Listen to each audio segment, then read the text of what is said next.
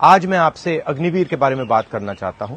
अग्निवीर योजना से देश के युवाओं को जबरदस्त नुकसान हो रहा है, मगर अदानी जैसे अरबपतियों को फायदा हो रहा है। एक 75 साल का व्यक्ति अपने मित्रों की मदद करने के लिए 22 साल के युवाओं को रिटायर कर रहा है। देश में दो तरीके के शहीद बनाए जा रहे हैं।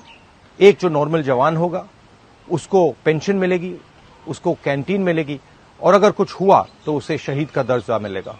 मगर आप अग्निवीर, आपको कुछ ही समय बाद बाहर फेंक दिया जाएगा। आपको ना पेंशन मिलेगी, ना कैंटीन मिलेगी, और अगर आपको चोट लगी या आप शहीद हुए तो आपको शहीद का दर्जा भी नहीं मिलने वाला है। ये थी पहली बात।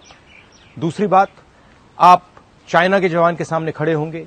चाइना का जवान 4-5 साल की ट्रेनिंग के लेके आएगा और हमारे लोग 6 महीने की ट्रेनिंग लेकर उनसे लड़ेंगे। नतीजा आपको मालूम है। ये हिंदुस्तान की देशभक्ति से, हिंदुस्तान की सेना से खिलवाड़ है।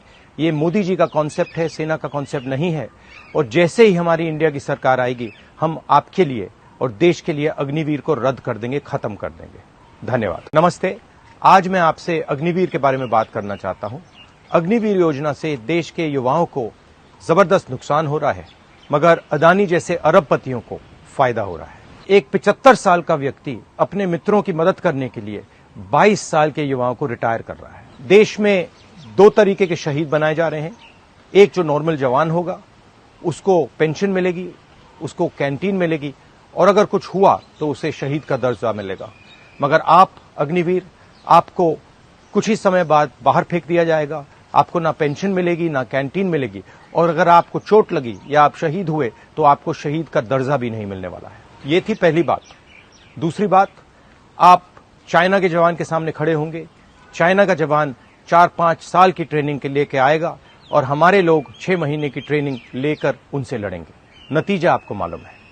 ये हिंदुस्तान की देशभक्ति से, हिंदुस्तान की सेना से खिलवाड़ है।